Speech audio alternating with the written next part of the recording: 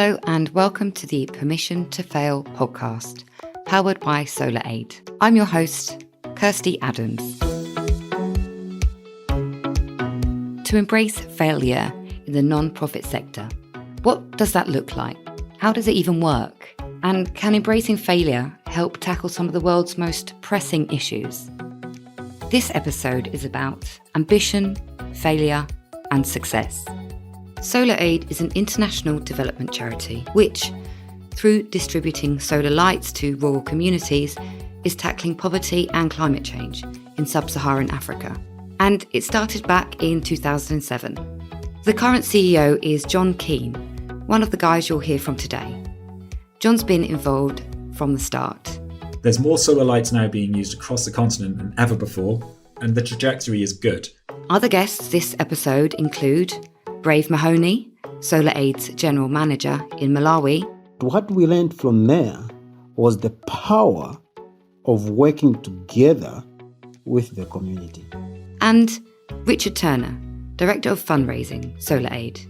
It was a disaster. People hated it. What SolarAid did then is it went on a hunt around the world to find the best solar lights that were being produced and bring them to Africa.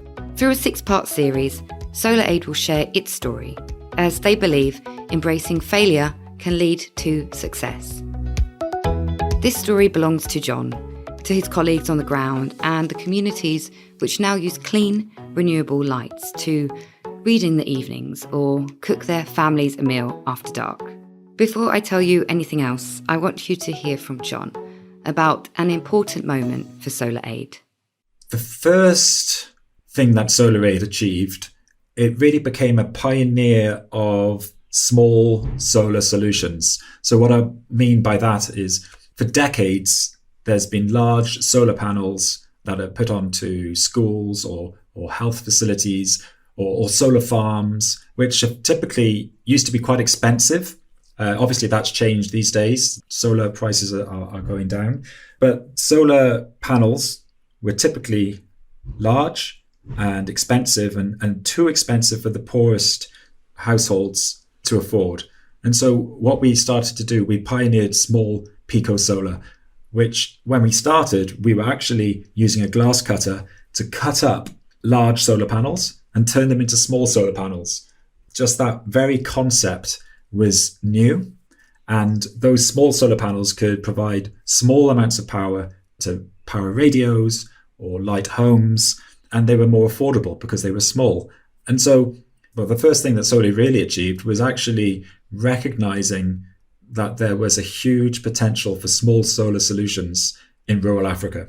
Nearly 600 million people live without access to electricity in sub-Saharan Africa. John tells me it's SolarAid's mission to change that. They've actually already distributed 2.3 million solar lights, mainly in sub-Saharan Africa.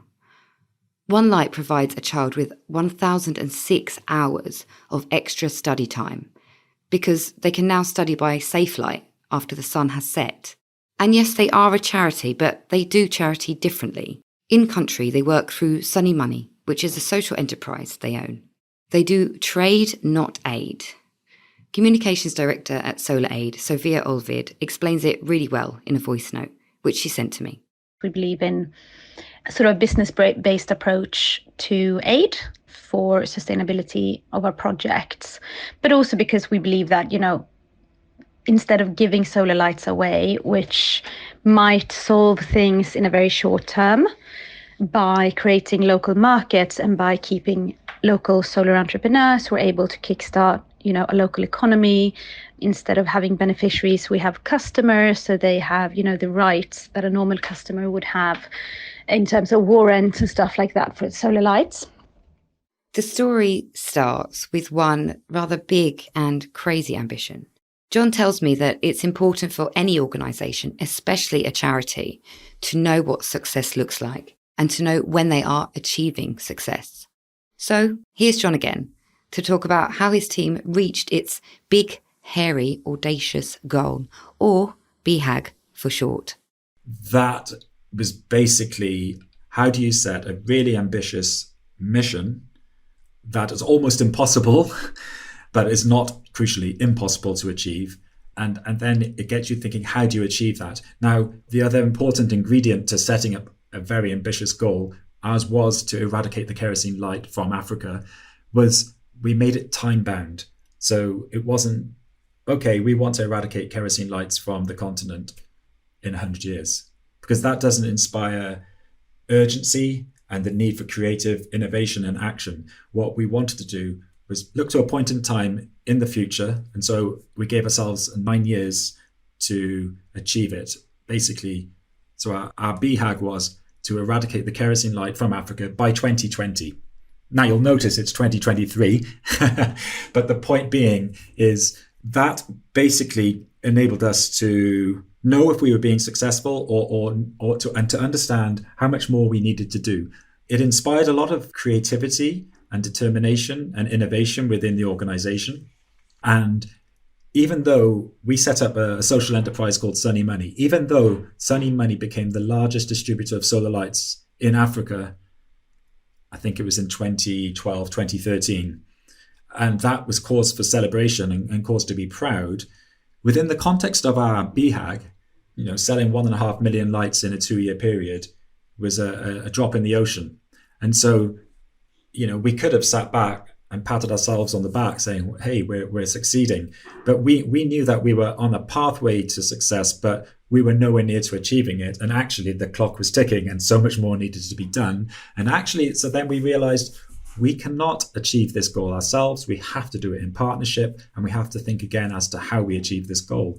And so it inspired innovation, it inspired creativity, but it also inspired a lot of, okay, this is not enough. So you could say it's quite a depressing thing, because you're really doing great stuff. You think you're really having a great impact, and you are, but because you've set this almost impossible goal, it's never quite enough. So there is a flip side to it. It can actually lead to the dangers of becoming too ambitious, putting yourself under too much pressure. But if you manage it correctly, I think a BHAG can inspire teams. It can inspire great change. And ultimately, if you do achieve it, or if you get close to achieving it, then it really helps you maximize the impact you're having. And I'll just say the last thing, it is 2023. Our BHAG, when we set it in 2011, I believe, was by 2020. And yes, kerosene lights, there are still kerosene lights used in the continent, but they are on the way out. They're less common in many countries. There's more solar lights now being used across the continent than ever before, and the trajectory is good. And if we hadn't set that BHAG, I guess the question would be, would we have achieved as much as we under the wider sector has achieved? And that's something people can debate. But without the BHAG, we probably wouldn't have been quite as ambitious. I imagine it encourages creativity within the team to come up with different ideas. It absolutely did. And our CEO, our former CEO, Steve Andrews at the time, and I was the managing director of Sunny Money, we would have incredibly creative conversations, both together and with the teams. And you were always looking for ways in which to improve and actually taking risks. And I think that's obviously quite relevant to the conversation that we're having. We were driven by a social mission, and selling 1 million lights was not enough. And we knew that we needed to test and trial and innovate and do many more things that may or may not work in order to have a chance of progressing towards the mission. So really focusing on the kerosene lamp paid off for John and the team. And as you'll hear from Richard in just a moment, it helped to create a narrative, which led to some essential funding. We focused on that without solar lights, huge numbers of households resort to using kerosene lamps. And kerosene lamps are these sort of almost like a tin can with a hole in it full of kerosene or petrol or paraffin that is lit. And providing a solar light would replace it. So we set ourselves an audacious goal to eradicate the kerosene lamp by the end of the decade. But it suddenly harnessed us, and it gave us a fantastic narrative and a story to tell. And I noticed the difference instantly. I recall meeting a supporter. This is what we would call a major supporter, someone who was willing to give significant funds, but he hadn't supported us for a long time. It was my first meeting. We're meeting in a cafe in London, and I shared with him our new goal. And I also put on the table a kerosene lamp. And he immediately responded and said, that's fantastic. Now I get what you're up to. And he instantly committed to give a very significant sum, a sort of, we're talking 50,000 or upwards, to support SolarAid as a result of that. And so it had an instant impact. It just gave a clarity about what we were about. Instead of doing lots of different initiatives, there was a focus that all added up to one thing. I am Brave Mhonie. I am the General Manager of Sunny Money and SolarAid in Malawi. Personally, I think it is very important to embrace failure as an organization. From my experience, I have learned that failure inspires creativity. The pain of going through that process of failing to achieve what you intended to achieve, that process is critical to look into some of the aspects of your plan that were not taken into consideration, which have actually exposed those loopholes leading to failure. We have so many examples in Malawi where we failed to attain our desired goals. But by going through and analyzing the whole process, we also learned a lot, which inspired the depth and the magnitude of creativity. For example, when we started operating, we were inspired to catalyze market in the remotest areas and reaching the most low-income customer that might exist in the areas where we're operating. And our goal was 2020 to achieve this. But it never happened because we did not truly understand the level of a problem that we were trying to deal with. We did not fully understand the power of working together with the community in creating these solutions. We were kind of trying to bring the solution that we thought would work in these areas that we targeted to operate. We failed miserably. We failed. And up to now, we still have a lot of people who are not reached with any form of clean, renewable energy. But what we learned from there was the power of working together with the community. The beauty of developing business models, putting the community itself at the center stage of the business model. And also the same community who are our targeted customers contributing to the whole structure and design of the business model. When we started taking this step of putting the community itself at the center stage of developing the business models, we have noticed a huge change in terms of the acceptance of the models, in terms of the depth, and also in terms of the ability to reach every customer. And this has given us hope that if we continue doing this way, we will be able to demonstrate that attainment of SDG 7 is actually possible. So it is really, really important to embrace failure and also use it to understand the gaps, the areas you did not consider in the initial planning of your activities, and then accept that you learn more by failing and use it to inspire that creativity. It's interesting what Brave says there about putting the community itself at the heart of the business model. From his words, there's no doubt that this approach works, that crazy ambitions and embracing failure works, or that it has worked for SolarAid. His comments really frame this next part. Let's hear from John about his favourite fail.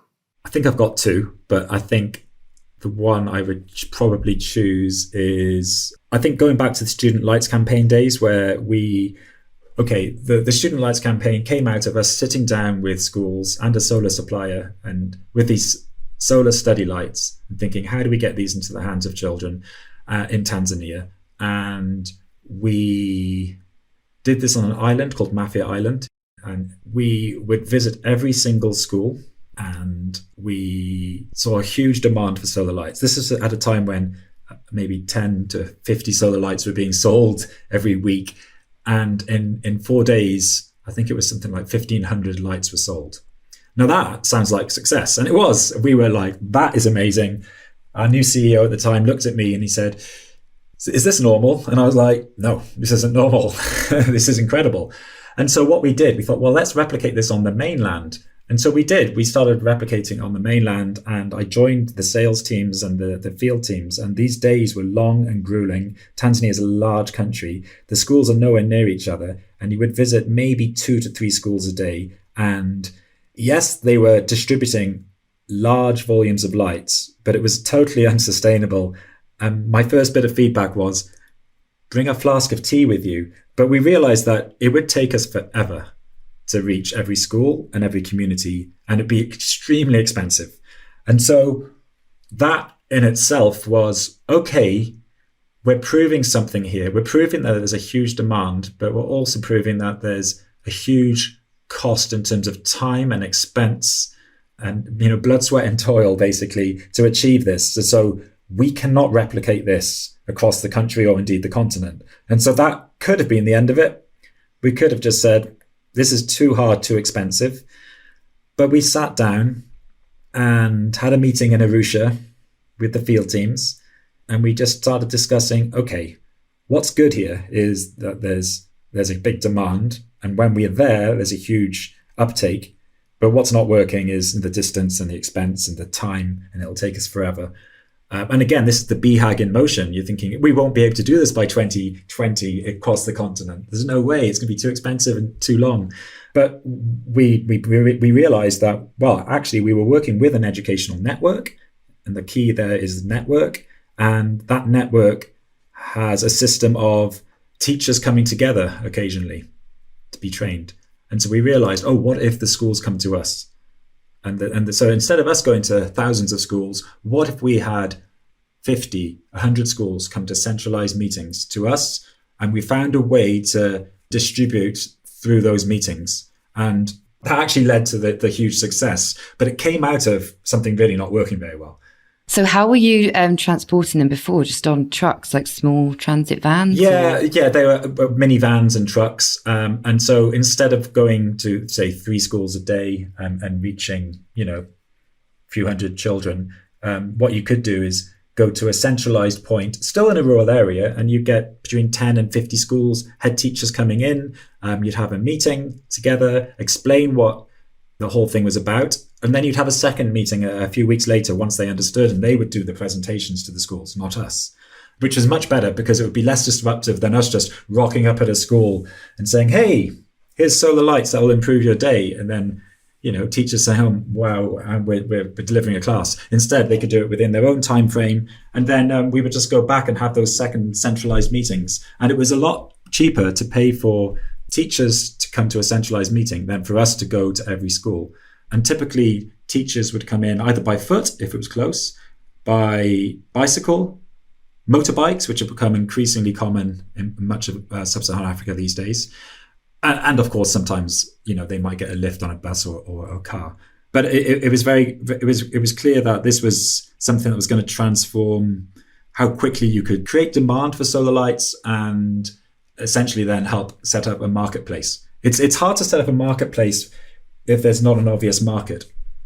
And so you could train an agent or an entrepreneur to set up in a rural area, but then they need a big marketing budget. And so this was essentially a marketing tool that also distributed solar lights, created demand, and then we had entrepreneurs and agents saying, hey, I'd like to supply these on an ongoing basis within these communities. And so that was the model. And the head teachers were essentially that last mile. Yeah, the head teacher. And that's it, right? Not every village has a school, but every group of villages will have a school. And so generally, I am generalizing, but across most of the rural areas I've been across the continent, which is quite a lot, there will be a local primary school where the children will go, and it's sort of often the heart of the community, together with a church or mosque. John and his team found a successful distribution model after trialling an unsuccessful distribution model, and by communicating successfully with the teachers at the heart of the communities. Now it's Richard's turn to talk about failure and the positive results his favourite fail led to. The one I'm most proud of, I think it's the story I was told when I first joined SolarAid. And usually when you join an organisation, you'd think you'd be told a story of success. And yet I was told a story of failure. And I think that's why it ranks, in that word you asked about, which I'm most proud of. And it was about SolarAid's first solar light that it created. And it was a solar light that was put inside a hurricane lamp. I've got one here.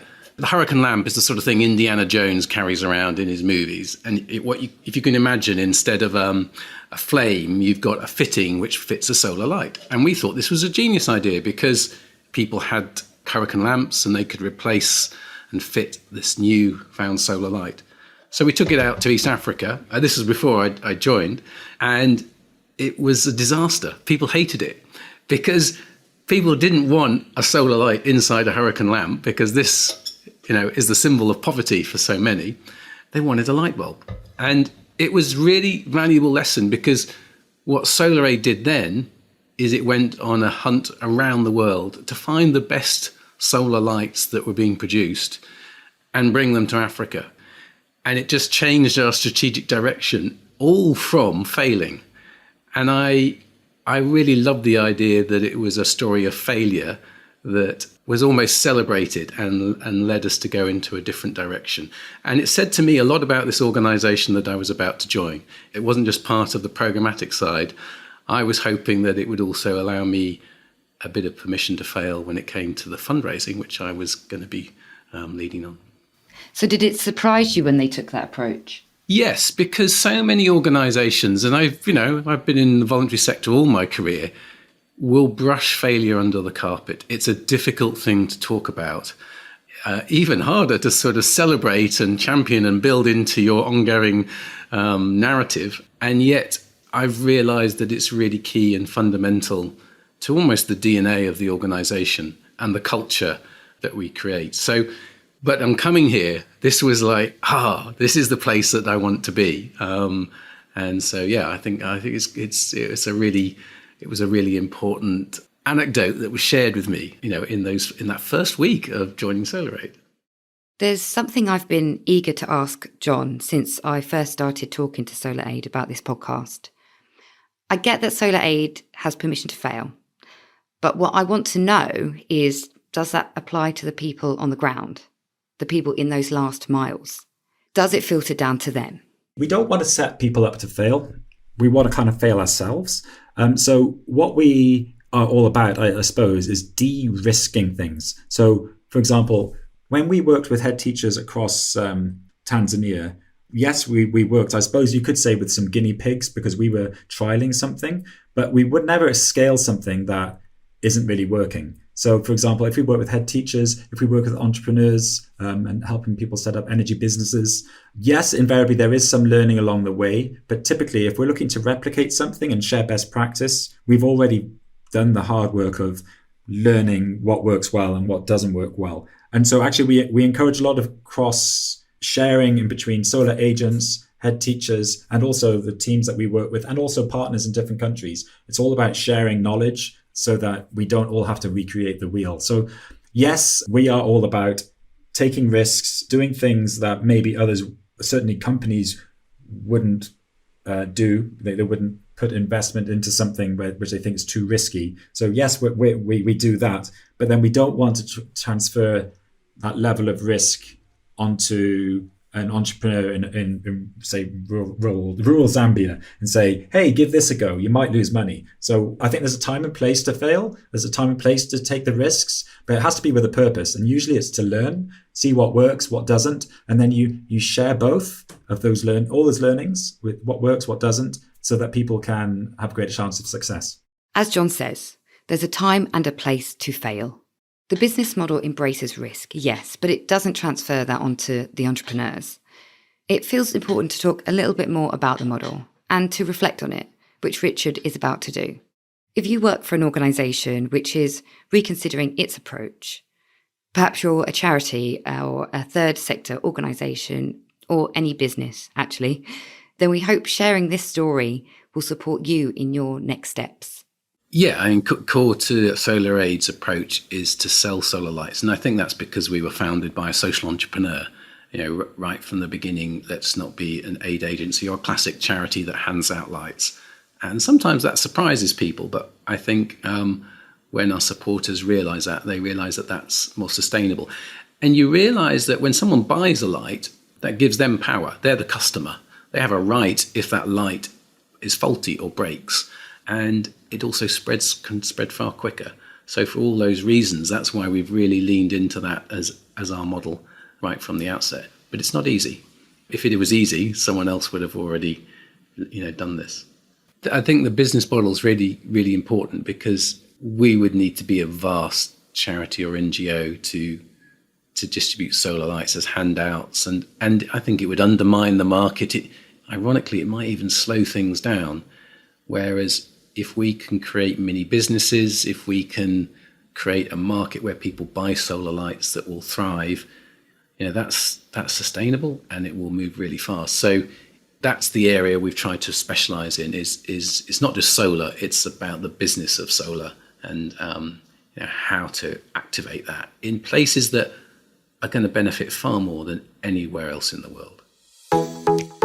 Failure in the non-profit sector, taking on risk, has led to some incredible results for SolarAid. A crazy ambition to eradicate the kerosene lamp led to more funding and to less kerosene lamps. And as Brave explained, putting the community at the heart of the organisation made it a much more powerful approach. There is still so much more to this story. In the upcoming episodes, me, you, and more voices from SolarAid community will explore learnings from people on the ground, we'll look at funding with permission to fail, and moving into new territories.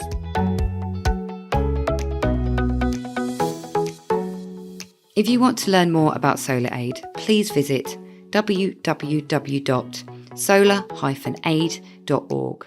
You'll find the link in the show notes. Goodbye for now.